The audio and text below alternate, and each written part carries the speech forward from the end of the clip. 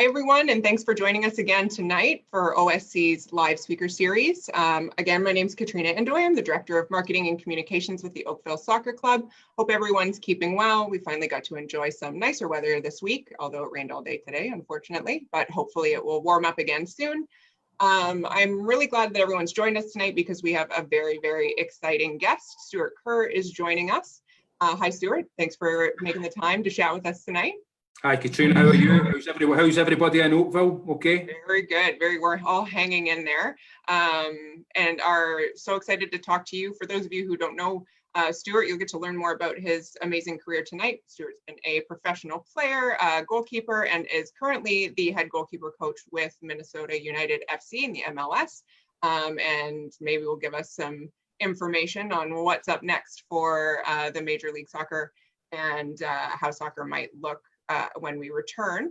So if you have questions, drop them into below the video and let Stewart know what your questions are. He is happy to share some insight and give us some information. But first, we'll get started a little bit. Just generally, where are you now? You're not in Oakville. I am currently in Minnesota. I flew in from Toronto nearly 2 weeks ago. So I'm currently in a 14-day quarantine. So I'm taking full heed of the rules and socially distancing and self-isolating. So hopefully by the end of this week, I'll be ready to take part in the individual workouts that the club has put on. Awesome. It's exciting. Everybody must be itching to get back, especially in a professional environment, no? Yeah, of course. I mean, I think it's been very difficult. I mean, first and foremost, the whole thing around the world has been tragic, and I mean the amount of lives that's been lost. I mean, first and foremost, that's the biggest thing. But obviously for sporting people, I mean, it's what we do. We're used to being in everyday training and playing and the social interaction of it. So it's been a huge loss. We've had to adapt. Hopefully now we're starting to see it starting to open up a bit. Obviously we're doing individual workouts at the moment, and I think the league announced today they can hopefully by next week start doing small group workouts, which is another step to full training and then hopefully playing games. Hopefully. We're all excited to get back, even at our level, but especially thinking about people that this is their career full time. That's what you do, is play soccer. So I'm sure the players are struggling as well as the coaches and wanting to get out there, but to do it safely the same way that we do. So starting at the very beginning, why don't you give us a little bit of information on how you got started in the sport of soccer and a little bit of background on your professional career?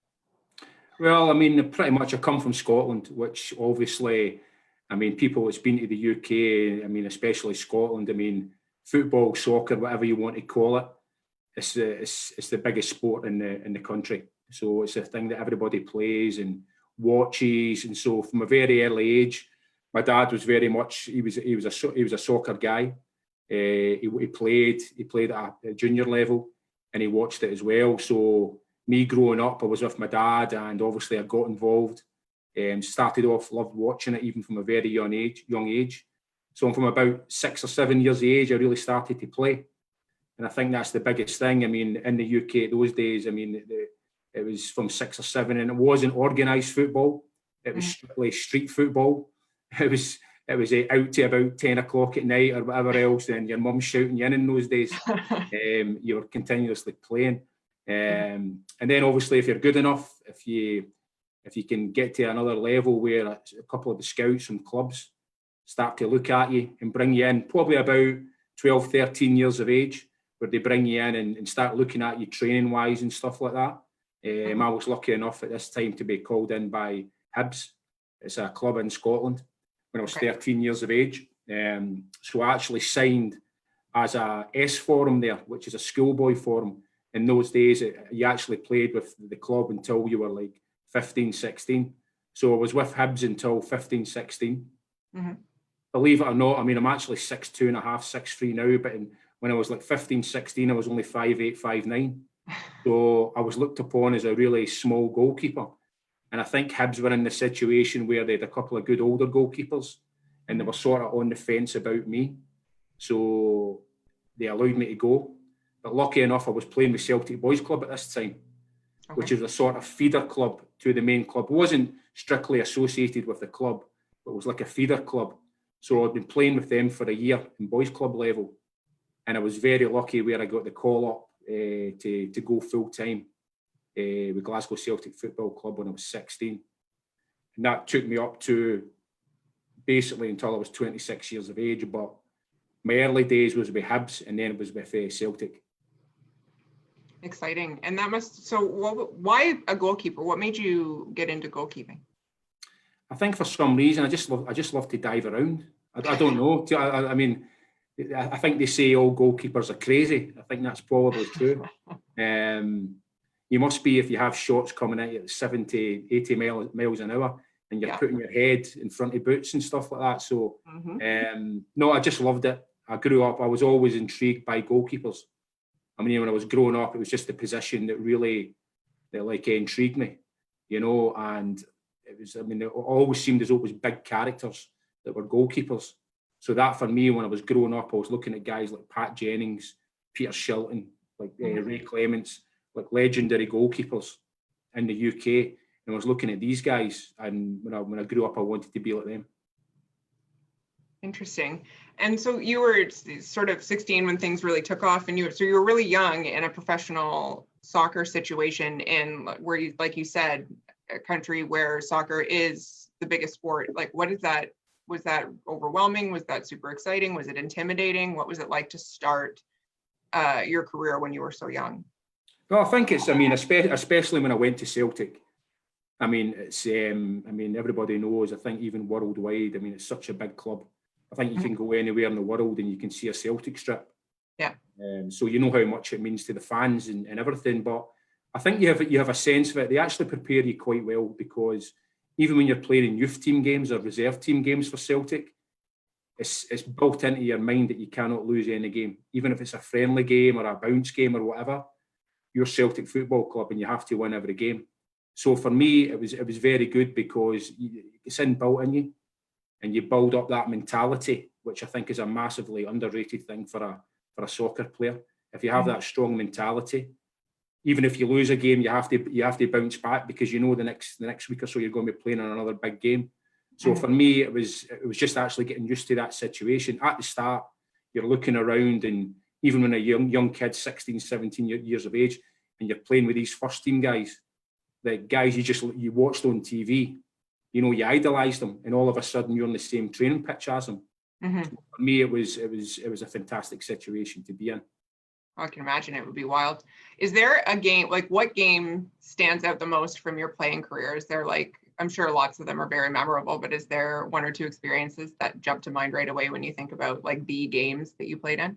Oh, definitely. I was very lucky. I managed to play in 5 Old Firm games, the Rangers Celtic games. So for me, that was the game that, I mean, everybody in Scotland, and to be fair, even over the world, I mean, they watch that game. It's well known as one of the biggest derbies in the world. So for me, getting the opportunity to play in that game, especially at that time as well, because at that time, Rangers and Celtic were getting the same TV money as the Premiership clubs are getting right now. So they were on level playing field, so they could buy that really good players. I mean, we were playing against guys like Paul Gascoigne, Brian Laudrup, like absolute world-class legendary players in their day.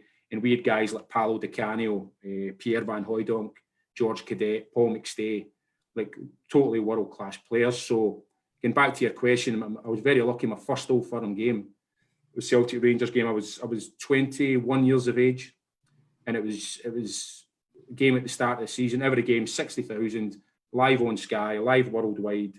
I was very lucky in that game. It didn't start off too well, because I picked the ball out the net after 7 minutes, and I hadn't even touched the ball.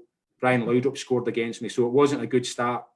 But going back to it, was building the mentality, knowing that you have to forget that and go on with the game. But in that game, I was very fortunate where Paul Gascoigne, who is like world renowned, and this was a time, it was just after the European Championships in 1996. So at that time, he had the beach blonde hair, and he was like regarded in the top 5 players in the world. So in that game, I actually gave away a penalty kick. I brought Brian Laudrup down, so I knew I had to make up for it. So Paul Gascoigne stepped up. I'd done my homework on him, watched where he went the last 2 times, and luckily enough, I dived the right way, and I made the save. So to save a penalty from Paul Gascoigne in my first Old Firm game was like something. It was like time stood still for that split second. It was something amazing and something that always lives with me. So I think that was probably my the biggest memory that sticks out for me. A standout moment for sure. How do you feel going into a game like that? Like, are you nervous? Are you excited? Are you or are you just in the zone? I think pretty much you get in the zone. I mean, I think if you allow yourself to be influenced by the media, and also as well because in Scotland, everybody, I mean, 95% of the population are either Celtic supporters or Rangers supporters. It's split down the middle. So, and it means everything to them. The whole week building up to the game, it's all everybody's talking about. I mean, it's in the front page of the newspapers, back page of the newspapers. So what Celtic did, which was really good, they actually, if we were playing on the Sunday, they would take us away on the Thursday. So they took us away to like a hotel, probably, it was a place called Seamill, and it's just in the Ayrshire coast, and it's like an hour 15-minute drive to Glasgow. And it's a beautiful area, so you managed to get away from the city. So we were sort of well protected from that. But even small things like you had to like get your tickets sorted out, friends that wanted tickets, family that wanted tickets. Oh, I can imagine, yeah. Small things like that really take its toll, and you can lose your focus. But we were always told, get the tickets sorted out before you go away with the team on a Thursday. And then when you go with the team on a Thursday, then it's strictly business. And you were in a place where we were only people in the hotel. So it was like a really good place and the facilities were good. And it took our minds off the game, but also we were ready for it when the game came up. Definitely, yeah. Probably a couple-day process to the lead up for that and getting in the right mental space and not being affected by the things around you makes a lot of sense. So when you're mentally preparing for a game or when you would leave, say on the Thursday and you go, like, what kind of steps are you taking to mentally prepare to step into a game situation? Or even how are you coaching goalkeepers now, like how to get into the right mental space, which is so much different and probably a lot arguably harder to do than yeah, I mean, definitely. I mean, goalkeeping for me is a position which is really, you have to be mentally strong to be a goalkeeper. I actually compare it to like a baseball closer, because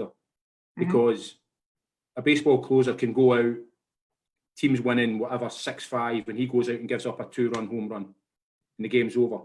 But then he knows he has to go back out the next night, forget about it, and go on and do the job. Right. So it's pretty much like a goalkeeper. Goalkeeper's a type of position where you could be playing well for 89 minutes out the 90 minutes. And then one mistake, split second, one mistake you make in the game, and that's all you're remembered for. People totally forget what you've done in the previous 89 minutes. So for me, I think it was just actually putting things in perspective, where you're going to make mistakes. You're going to make mistakes as a goalkeeper. I mean, it's a simple fact. Even the best goalkeepers of all time have all made mistakes. So the best thing you can do is put it away, realise the mistake you've made, put it away, and then just concentrate on the next thing that's going to happen. And even when you move on to the next game, you know you've made the mistake. Typically, goalkeepers are very honest people about mistakes. You know, they won't say, oh, I could have done better. No, they'll put their hand up and say, it was my fault, I made a mistake, I know what I've done, and then you've got to quickly move on to the next game. Yeah, that makes sense. To recover and learn from the mistake. Good mental prep or advice for life in general too, I guess. No, I think what happened, and you have to keep going forward, and you can't go backwards and change. No, you can't change what's happened. You can only make it better in the future. Absolutely. So that's your play. So your playing career and some of the big moments in your playing career. So your career as a professional goalkeeper, and then after you were no longer playing, you became a coach, and you have coached various teams in the MLS.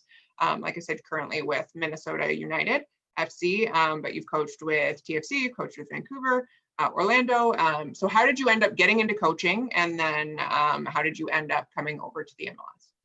Well, I was in the unfortunate situation where I had to retire at the age of 26 because I had a really bad back injury, which at the time, if you're a goalkeeper at that time, they didn't have the medical advances that they have now. So it was a case of, I mean, I had like a couple of discs removed in my back. So for a goalkeeper, when you're diving around every day, not ideal. You ain't going to recover, and you ain't going to be. So it got to the stage where I was getting told, look, if you continue to do this, then later on in life you're going to be in trouble. So I had to take the advice and I had to retire at that age, which, I mean, mentally left me distraught. I mean, really, it was like, because it was all I'd done all my life. So it's like, you don't have any real qualifications of note. You don't have this. You've been a football player all your life. You get treated well. Everything's done for you. Then all of a sudden, you're in the real world, and you have to try and say, right, okay, what am I going to do? Am I going to go in to get a normal job, or am I going to try and stay in the game? So what I did was quite quickly, probably had about a year where I was a bit lost, to be honest. I was lost. But then I got my head on it and I started doing my coaching badges in the UK at that time. So I started to get into that. And then what happens when you're doing your coaching badges is you start to network with people, start to make connections, and obviously people who you played with become managers. So I was very lucky. A guy I knew, he was the Airdrie United manager, which is a team in the Scottish First Division. So he gave me the opportunity. I had very little experience. So I was very lucky. One of my first job of note was with an actual professional team and at the first team level. So I managed to get into that role, like making mistakes left, right and centre, learning from your mistakes and stuff like that. But I actually came out here, the goalkeepers that I had in the team did very well, and the team actually did very well. And to be fair, the manager, his name was Kenny Black, actually learned a really good work ethic off him, because becoming a coach is totally different from being a player. A coach, you have to prepare, you have to analyse, you have to think about the team and everything that goes around it. Whereas as a player, you've probably been that bit selfish, because the biggest thing, you want the team to win, of course, but probably the biggest thing is your own personal performance. Right. So I was very lucky. I had a really good education with Kenny Black. Was there for a year. We won the Scottish Challenge Cup. We managed to stay in the Scottish First Division, which was really good. Then another one came out of the blue where Motherwell, who a Premiership team in Scotland, good club, actually my local club, actually, for where I come from. Their goalkeeping coach had left to take up the Celtic Academy job. So he let me know that this job was coming up. So I put my name in the hat. Didn't think I would get anywhere near it, because there was probably more people who were more qualified than me, more experienced, who were also wanting that job, because jobs were really at a premium at that time. So, but sure enough, I got the call to come in, have an interview, went well, got the job. And I was very lucky when I was at Motherwell that I worked with a goalkeeper called John Ruddy, who he eventually became an England goalkeeper, played with Norwich in the Premiership for a good 5-6 years. He's still with Wolves, actually, in the Premiership, and he's a number 2 goalkeeper. But at that time, he was at Everton, and we had him on loan. So he came in, did well, we managed to click. He did really well, and he got the move to Norwich. And what comes with that is you get recognised as a coach. Rightly or wrongly, you do. You get recognised as a coach. You did well with the goalkeeping coach and stuff like that. And then at Motherwell, when John Ruddy left, we managed to get another guy in who was called Dan Randolph, who is still in the Premiership with West Ham. And he's the Republic Island first choice goalkeeper. Played in European Championships. He's now played in the Premiership, and he's played a lot of games. And he came in and did very, very well. So I was very lucky in the fact that the 2 goalkeepers I worked with have went on and did very well. And I had them at the very early stages of their career. Right. So that actually gave me like a good reputation in the goalkeeping world. So that was really good. But then I was actually really enjoying it at Motherwell. Fantastic club, looked after me really well. But my wife, Louise, she actually got the opportunity to get a job in Canada. So she was obviously going over to Canada, and the job was in Toronto. She came over to Toronto with the kids. But I stayed at Motherwell for another 6 to 8 months to finish the season off. Right. And it was like, wanted to stay, but I understood the family situation. So I actually left Motherwell. It was like May 31st, 2011. I can remember it because my last game for Motherwell was the Scottish Cup final against Celtic, believe it or not. Interesting. We lost 3-0, but that's another story. But that was my last game for Motherwell. So what happened then was I came over to Toronto. I was doing a bit of sort of bits and pieces and stuff. But I got to know Mike Toshak, who was the goalkeeping coach at Toronto FC at the time. Right. And he was leaving at the end of the season. So I knew that was coming up. And I happened to know Paul Marner, who was the director of player development, legendary player in the UK, played with Arsenal, England caps, played for England and stuff like that, played in World Cup. So I knew him. Yeah. And I also knew Aaron Vinter, who was the head coach at the time, through a mutual friend, Pierre van Hooijdonk, who played with Aaron in the Dutch national team. So I managed to have a good connection there. And I got in, met these guys, and I managed to get the Toronto job, which was fantastic because obviously with the family being in Toronto, convenient. It was the perfect. It was the actual. Nicely. It was a perfect job. So I mean that was fantastic, and I managed to get that job. So from there at Toronto, it was really good. I mean, Maple Leaf Sports and Entertainment. They know how to look after you. The club at that time wasn't doing very well because they were building. They were an expansion team. Right. And it was, so we were struggling a bit, but the supporters and everything associated with the club was fantastic. Nice. And so obviously Toronto is your most favorite place because it's closest to Oakville and Northwest. So, but what happened next? So MLS, you're in Toronto, and then you've worked with a TFC, and then you make a move again. So how did that happen? So left Toronto, as in like in every job in football, you're hired to be fired. So I was with Toronto from 2012 to we got sacked in September 2014. Ryan Nelson was the manager at the time. Right. And we actually left the club in a decent position, in my opinion, because we were starting to build the club, the infrastructure of the club. We were actually third in the table when we got sacked. I think it was more like it was a personality clash between some people at the club. Sure. So which happens in football. I mean, it happens happens in any line of work as well. You know, you're not going to go on, and they made the decision, which is fair enough. But for then, I was very lucky because Tim Lywicki, who was the president and CEO of Maple Leaf Sports Entertainment, I had a really good relationship with him. So after I got sacked, he actually made me a consultant for a year at Maple Leaf Sports Entertainment. So I was essentially just there. I wasn't really getting used, but I was essentially there if they needed any advice, if they needed any help. So that like kept me in like Canada for like that was 2015. I was a consultant, right? And then at the end of 2015, Adrian Heath, who is currently the manager of Minnesota, was the manager at Orlando City. Orlando City had just get the expansion to go into the MLS. So he gave me a call late 2015. And he said, would you like to come down and stuff like that? And obviously, I mean, Orlando was Orlando were getting 30,000, 40,000 every week. So Adrian gave me the opportunity to go down there. Great start to the season. We did well, but same thing happened again where Adrian left because it was a clash of personalities again, but I actually stayed on. Stayed on for the rest of the year. Jason Kreis, who a lot of the North American soccer fans will know because he was a manager at New York City, Real Salt Lake, and also Orlando. He came in as manager, and I actually got on with him really well. I had a good relationship with Jason, good guy, and I actually signed a new 2-year contract at the end of the year with Orlando. But the problem being was we were going through the permanent residency situation in Canada at the time. Okay. And because of visa situations and stuff like that, I needed to be in Canada to enable my wife to work as well. So that was like another curveball. So I was very lucky and I'd signed the deal with Orlando because I was enjoying it. But 2 weeks later, I got a call from Carl Robinson, who was the manager of Vancouver Whitecaps.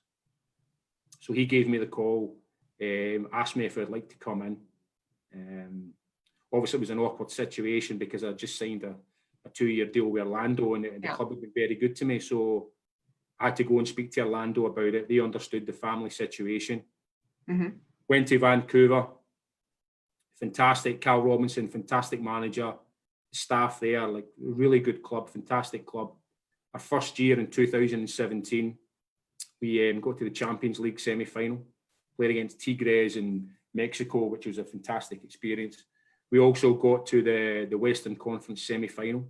We played against Seattle. Unfortunately, we lost 2-0 in aggregate, but we pushed them all the way. So it was a very successful first year. We did very well. I was working with David Ousted there, who MLS fans will know very well. He played with Vancouver, he played with DC, and he played with Chicago. So I had a good relationship with him, and we did well that year. 2018, we went and we actually, I think the problem at Vancouver was in 2018, they had a higher expectation level. Right. And they weren't really paying the type of money that comes with that. So we went into the 2018 season, I think expectations were even higher.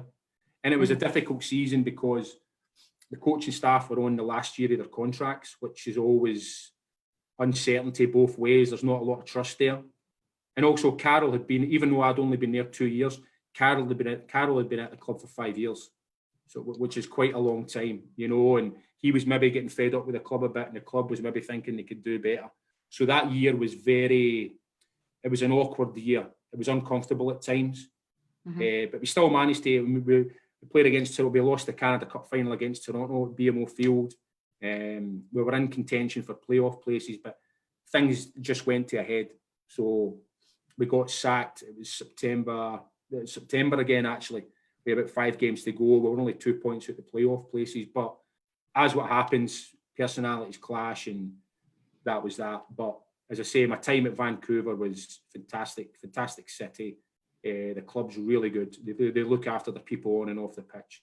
So nothing bad to say about that. So from then, it was essentially, I left Vancouver, that was September. Contract was up at the end of the year. I had a couple of opportunities to go back to the UK. I also had an opportunity to go in and do some consultancy goalkeeping work with Ottawa Fury at the time, who were in the USL, just to go in because I knew Julian de Guzman, because I worked with Julian de Guzman at Toronto, and he was wanting me to go in like 2 or 3 days a week. But it just wasn't right. I was desperate to get back into MLS. Right. And I was very lucky halfway through last season, I got the call from Adrian Heath, who I worked with at Orlando. Right. So it was a very easy situation to go into because I'd obviously worked with Adrian and also a Canadian, Mark Watson, who was the assistant coach. So I worked with these guys at Orlando. So it was an easy situation to go in. And to be fair, Minnesota just opened a new stadium, fantastic new stadium, and also were doing well. So I came in, the goalkeeper, Vito Minoni, he played with Arsenal and stuff like that. I was working with him, which can be awkward because you come in halfway through the season. Sure. You know, that can be difficult at times because you've got to get used to a new goalkeeping coach, but we actually meshed really well. So we had a fantastic season. We got to the US Open Cup final where we lost to Atlanta in front of 60,000 in Atlanta. And then we actually, for the first time in the club's history, we made the playoffs, which for Minnesota was fantastic. We lost to LA Galaxy, Zlatan and Jonathan Dos Santos. We lost 2-1 in a game which we really should have won. So that was a disappointment. But as I say, like very happy at Minnesota. And this is where we are at the moment. As I say, we started off this season. We had a great pre-season. We won our first 2 games away from home. We beat Portland 3-1 and we beat San Jose 5-2. But unfortunately, the pandemic took over. So now we're just at this stage now. We're trying to get back into it. Well, hopefully that happens soon and you can keep the good momentum that you had at the start of the season. We've got lots of questions. Thanks for everybody who's come on, and everybody who wants to post, whether they're a Celtics fan or a Rangers fan, can be sure to let us know. Couple of goalkeeper specific questions from a couple of different players. So what are some of the really good traits that you notice in a goalkeeper right away when you're coaching and when you're meeting new players, and what kind of traits are you looking for, and what tend to stand out with all the goalkeepers that you've worked with? I think there's this misconception in goalkeeping circles where you have to be 6'3", 6'4", 200 pounds, 210 pounds and stuff like that. I think number one, I think a goalkeeper has to be a confident person. Not necessarily like loud or anything like that, but just has to have a bit of an aura about them, because the type of position they're going to go into, I think they have to be like that. So for me, when I meet a young goalkeeper, I like to see them asking questions. At the end of the day, like, and this is what I say to coaches as well that I'm working with at the moment. I say the players don't work for you. You know, you work for the players. That's what you've got to get into your head, because I think sometimes it's the other way around. So for me, when you look at goalkeepers, you're looking for somebody who's a decent athlete, who's obviously brave, who obviously is obviously coachable, because that's the biggest thing as well. I think you have to be coachable. You have to be able to take constructive criticism. I think obviously the basic techniques with goalkeepers, good hands, good feet, stuff like that, especially in the modern day game now, you have to be good with the ball at your feet. But at the end of the day, the most important thing for a goalkeeper, and what will still be judged on to this day, is keeping the ball out the back of the net. And I think that's a big thing for young goalkeepers now, because I think young goalkeepers are getting caught up with watching Alisson at Liverpool and Ederson at Manchester City, Neuer and these guys. That's like 0.001% of goalkeepers. Right. If you want to make a living in the game or get to a high level, probably 90% of managers out there really want a goalkeeper who can keep the ball out the back of the net. So I think that's a big thing that you still have to be taught. Yeah, and I think with young goalkeepers coming up now, they're so used to playing with the ball at their feet that they're forgetting at times now that they have to keep the ball out the net. Right. And that's like one of the biggest things I would say to a young goalkeeper now who's trying to learn his trade and try to move to a higher level. It's good advice, and something to note for all the goalkeepers that are watching today. What would be some advice that you would give to all players, or players with how to communicate with their goalkeeper? What's the best asset to a goalkeeper in the players that are on the field in front of them?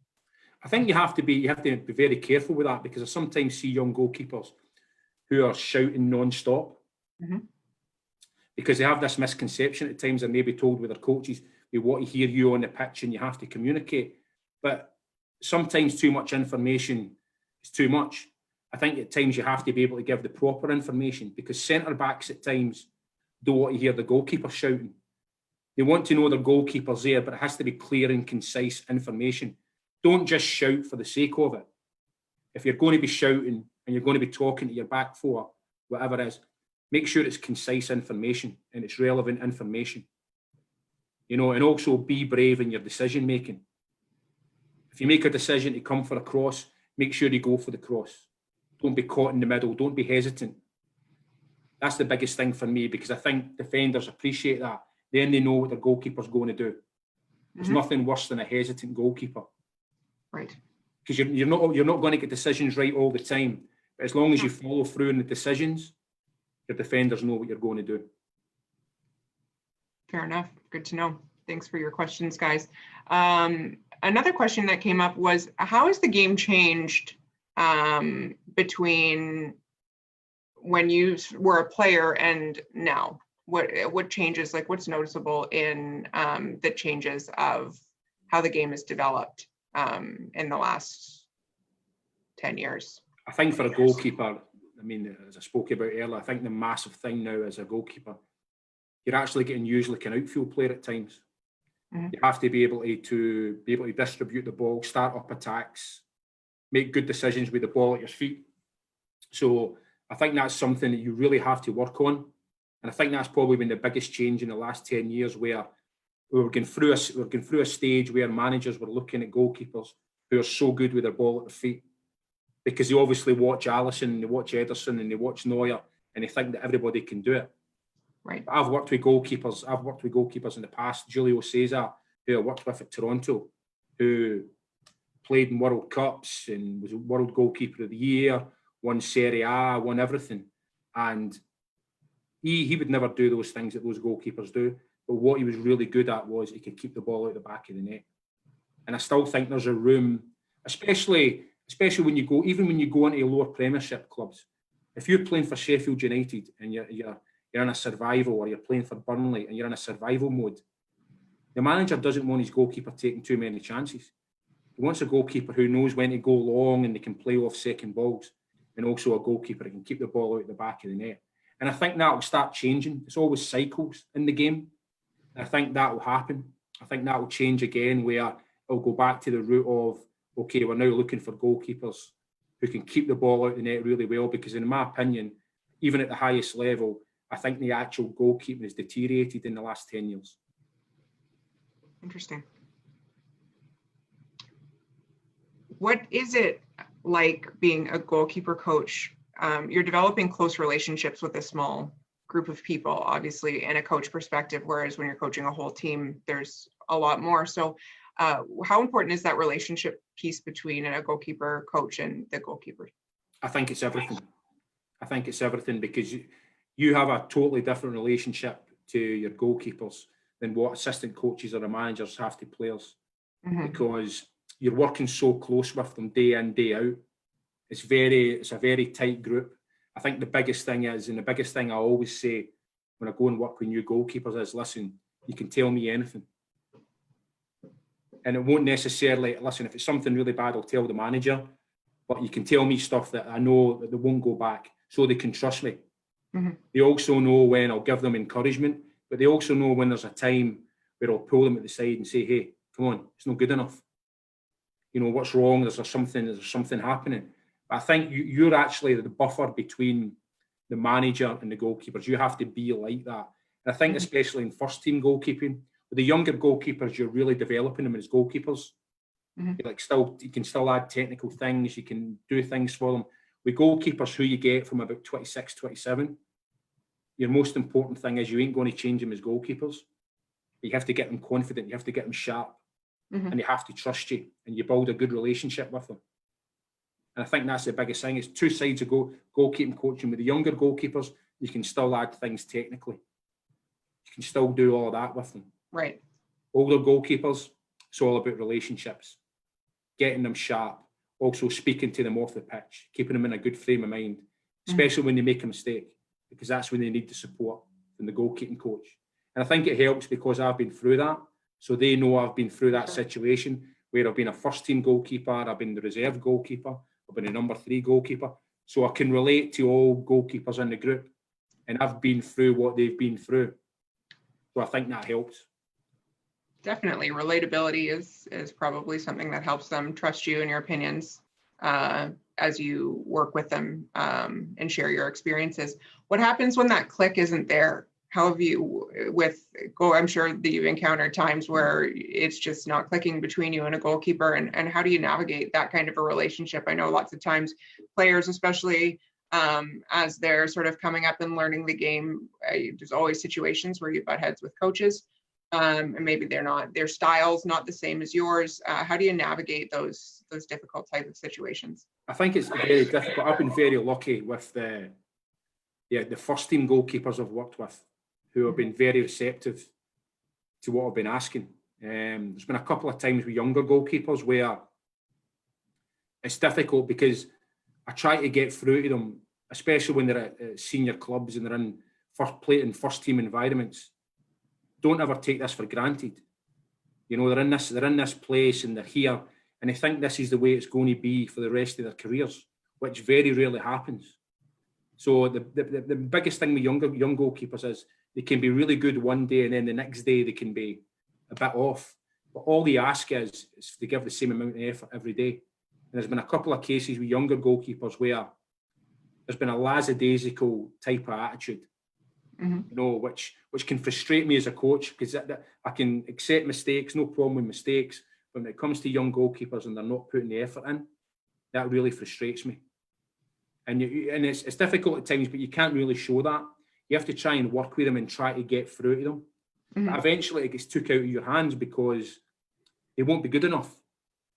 And then they'll be released, and then it's too late, and then they realise maybe 5 years down the line what you were telling them was maybe true, and it could have helped them stay in the game. And I've had a couple of instances like that, and it's heartbreaking at times, because when you see the look in their faces when they get released, all sinks in one, and they realise, oh, it's not as easy as they thought it was, and it's not going to be like this for the rest of their careers.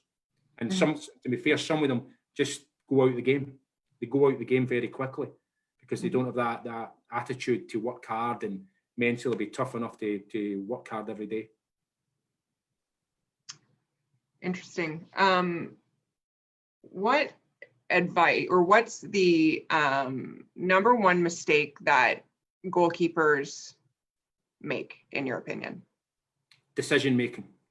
Even the best goalkeepers in the world, because especially nowadays where you have so many decisions with the ball at your feet, but also situations now where you're expected to be like a sweeper keeper as well. You have to come out your box and you have to make the right decision.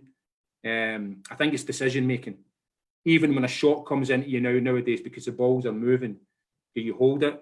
Do you knock it away? And then when you knock it away, you have to get it out of the danger area. And you have a split second to make that decision. I think that's the biggest thing now. And that's what I try to do in training as much as you can. You try and replicate that chaos. So when they go into the games or they go into the small-sided games as well, they use that and then they go into the big games and hopefully they have that switched on. But everything's decision-making. I mean, I think that's what separates the real top goalkeepers from the good goalkeepers, middle, average, whatever you want to say. These guys make 95% of the time, they make the right decisions. But if they make the wrong decision, they go all the way. They don't, as I said earlier, they don't be hesitant. If they make a mistake, they'll go and make the mistake. And they'll say, right, okay, put my hand up, I've made a mistake, but you know what, the next time I won't do that, but I'll just be as positive. Glenn wants to know, instincts are obviously important. How much of being a goalkeeper is instinct and how much, like, can you develop those instincts? Can being a great goalkeeper be something that you work on, or do you sort of have to be sort of inherently have that instinctive nature? I think you have to have something. I think you have to have like a real instinct for the game. I think it's a very difficult position if you don't have the instinct to be really brave, if you don't have the instinct to get yourself in the line of fire, then I think it's very, very difficult to produce a goalkeeper. You can make them better, you can get them to a certain level, but to actually make a living out the game and be a professional goalkeeper, I think you have to have an instinct for it. But I've seen goalkeepers who can work really hard, but then they get to a certain level, and then that's it. The best goalkeepers in the world, as I said before, all goalkeepers are known as crazy people. I think that's true to an extent, because they have that madness in their heads where they want to get involved, and it's a position where if you make a mistake, you're the fall guy. Sometimes you don't get enough credit. So I think that's the biggest thing, but I think you definitely have to have an instinct for it. That's fair. And being an athlete, especially in a professional and competitive environment, is obviously a mental strain for anybody. Winning and losing has a lot of, takes its toll on people eventually, regardless of your position. But in a definitive position like a goalkeeper, that stresses 100% of the time. And your outcomes, are, a lot of people chalk it up to how many goals get scored and what got saved and what didn't and how you win and lose the game. So that would be a high pressure situation. So having good instincts is probably key. Who do you love watching play right now? I love watching, my favourite goalkeeper to watch play is a goalkeeper called Jan Oblak, who's at Atletico Madrid. I think he embodies both sides of goalkeeping. I think he's good with the ball at his feet, but he doesn't take as many chances as what guys like Alisson and Ederson and De Gea, these guys tend to do.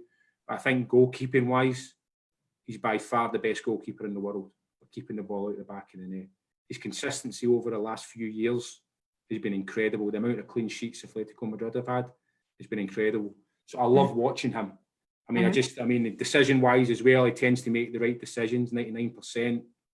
But just when the amount of game-winning saves he makes, the amount of important saves he makes when the game's on the line, because he plays with a team that doesn't tend to win games 3-0, 4-0. He plays with a team that tends to win games 1-0, 2-1. So then he cannot afford to make a mistake, and he also has to come up with a big save when he needs it. When I was growing up, when I was coming through the early stages of my career, it was Peter Schmeichel, who played with Manchester United in Denmark.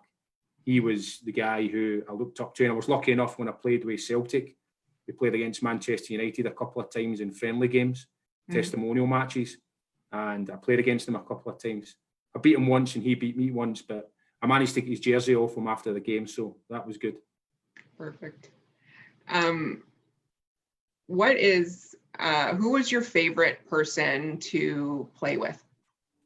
Like a favorite teammate that you had over the years? Probably, I would say Paul McStay, who played with Celtic Football Club. I mean, I played with guys like Di Canio. I played with Henrik Larsson. I played with Mark Viduka, Pierre Van Hooijdonk, guys like that, really world-class football, soccer players. But Paul McStay, to me, was a guy who I watched when I was growing up. He played with Celtic for like 50, made his debut when he was like 15, 16. Played 16 years, like 90 odd caps for Scotland. Could have went to any team in the world, but was so loyal to Celtic because he was a Celtic guy growing up, and his family were steeped in the tradition that just when you stood in the tunnel before a game, and I would obviously stand behind the captain, and he was the captain of the club. When you knew he was there, you knew you were going to be okay, because he had this. He wasn't a ranter or a raver. He wasn't a shouter. He just had this calm presence about him, and when he spoke, everybody listened. And as a player, he's probably in the top 4 or 5 Scottish players of all time, in my opinion. Well, everybody always wants to know that's their favorite. And then the other question that always comes up is, who did you hate playing against? Obviously, I have to say Rangers, because I played with Celtic. But, I mean, I enjoyed those games. I think if you want to be a professional football player, I actually found those games easier to play in than what the smaller games were. Because you were just so laser focused. And people always ask me, they say, "Oh, what's it like to play in front of like 60,000 people?" And it's amazing. You can just shut the crowd out because you're so much in the zone. So it's like a totally different mind space you're in. But hated playing against was Rangers at that time, because they had such a good team. Yeah, I mean, that team they had was, at that time, was probably in the top 4 or 5 teams in Europe, easily. And it was enjoyable in one end playing against them, because you want to test yourself against the best. Yeah. But the good thing that team had as well, they were so hard to beat. They had a lot of strong characters in the team. So you knew when you played against them, it was going to be very, very difficult for the first minute to the 90th minute. For sure. How do you think, or do you think that as we come back from this situation and you see all the leagues that are coming back or that are playing or are about to start playing without fans, do you think that will change the momentum or has changed the momentum of the game? I think it'll be very difficult. I mean, it's a tough one, because players are normally very adaptable to their surroundings, but they've been so used to be playing in front of supporters and the atmosphere of games. I mean, when you get to games, maybe in the 80th minute, and you're struggling and you're tired, the crowd, especially if it's home, can will you on. So I think that's going to be very difficult. But I think the most important thing is now is we try and get back on the field as quickly as we can, safely as we can, obviously, and make sure all the precautions are taken, and hopefully start playing some games. And then we can get back into the rhythm of playing, and then hopefully sooner or later down the line, fans will be allowed in, even though if it's maybe 25% of the stadium filled at the start, moving on to 50%, whatever's safest, or whatever the powers that be give you the chance to do that. But I think it'll be very difficult to start I think you have to be very strong mentally to play in games when it's actual league games you're playing in, but there's no fans, because it'll be very difficult to comprehend. It's unprecedented, right? You've been, that's how you've been conditioned to play since you were little, and everyone was on the sidelines and cheering for you. It would be, I can imagine, when it's at that scale with that many tens of thousands of people that are watching you, and all of a sudden that noise is gone, that it would mentally affect you for sure and change. Oh, definitely, the game. Definitely, because when you have the crowd, you maybe have niggling injuries, but you get through it because the crowd can actually get you through it. Right. I think maybe when you're playing behind closed doors, you maybe start feeling them a lot more, and you start to get tired a little more easily. But it'll be interesting to see how it pans out. And as I said, I think the most important thing is we get back to playing as quick as we can, but also as safely as we can. Yeah, it's definitely going to be a challenge, and it's going to change how the look of the game is, and how, soccer has the most passionate fans that really exist in sports. And so to even watching games and hearing how quiet they are and stuff like that, I think has been a shocking experience. I've seen on the Bundesliga games, they're actually, like, for the TV fans, they're actually piping noise in. So it's a better actual viewing experience. I was Viewing watching experience. Bayern Munich Borussia Dortmund game the other day, Mm-hmm. and they were doing that. It actually made it a better experience for the fans watching, but as I said, for the players, it'll be very difficult. Yeah, there'll be a lot of adjustments, and I think we'll all have to adjust to the new normal is what I guess we always say that so often now, but it changes. But yes, hope to get back. We certainly hope to get back to playing soon.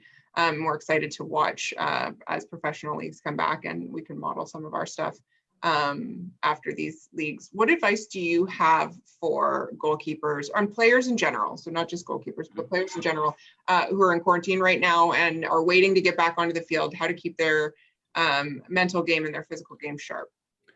I think for me, obviously nowadays we have access to so much content, whether it be on YouTube or TSN in Canada, obviously, or ESPN here and the Zone and stuff like that. For me, the best advice I could give them, obviously they'll be limited in what they can do physically. I think the best advice, regardless, if you're a player in a certain position, I would watch YouTube highlights of one of the best players in the world in your position. Mm-hmm. And watch what he does and see if you can really take things and add it to your own game. I think it's an opportunity for people to do that at the moment. As I say, the content's very readily available. And I think whatever position you're in, whether it's a goalkeeper, centre forward, winger, midfield player, defender, it doesn't matter. Look at the guys who are tops in the position and use your time doing that, and then see when you come back out in the field, hopefully you can use some of the stuff you've watched. Definitely. So definitely work on those resources, view those resources. You can also, for those who are watching, tune into OSC's live sessions, different footwork sessions and fitness sessions happening every week with our coaches. Be able to take an opportunity to work on your game a little bit. All you need is a little bit of floor space and a ball. It's getting nicer outside now, so hopefully there's some yard space. You can go and hone your game, but also, as Stewart said, on the sidelines or in your free time, take the time to watch some videos and really get to understand the game and how the greats play it. I have to ask you, because I ask everybody this as our sort of wrap-up question, what do you love about soccer? The biggest thing I love about soccer is passion. I think the passion of the game. And it's going to be a big thing. It's going to be missing when we come back at the start with the supporters and stuff. But I love the social interaction of the fans. I love how much it means to everybody. I think, it's the world game. I think no matter where you go in the world, obviously sports like basketball and NFL and even hockey and stuff like that, sometimes it's limited resources. Nearly everybody has a ball. They can go out and kick the ball about. So for me, it's the passion and it's the intensity of the game. It's just something I've grew up with. So it's second nature to me. It's been my whole life. So, it's for me that's what it is. It's about passion. Make sure you enjoy it. Watch the games, because hopefully when it comes back, there'll be, especially when the Premiership's coming back, there's going to be so many games on at once. Mm-hmm. So I think that'll be great for the fans and it'll take the game on to another level again. But just enjoy the passion of the game and enjoy it, but be safe. Absolutely. Safety is paramount. And we do want to remind people, as the weather gets nicer, be sure to follow the guidelines and restrictions that are in place in the town of Oakville or wherever it is that you're watching from. And make sure that you are being safe in your interactions so that we all can get back on the field as soon as possible. We don't want to do anything that would delay that process for us. So please be mindful of those restrictions, and we'll watch excitedly as MLS starts to roll forward. We obviously wish the best of luck to Minnesota, even though our allegiance has to be to TFC. But we'll wish you guys all the best. Stewart, I want to thank you so much for taking the time to chat with me and share your experiences with our players and coaches tonight. It was really cool to get to know you a little bit better and hear about your experiences and get to hear the insight on the goalkeeper side, which we love to take the opportunity to talk about when we can. So thank you so much. Really appreciate it a lot. Okay, thank you, Katrina. Thank you. My pleasure. So thanks everyone for tuning in tonight. We will be back next week. More live interviews. All of our live sessions are upcoming. You can check out the virtual calendar on OSC's website as well as on our social media channels. Be sure to stay safe and take good care of yourselves until we can get back on the field. which we hope will be very soon. Thanks so much for tuning in. Have a great night, and we'll talk to you soon.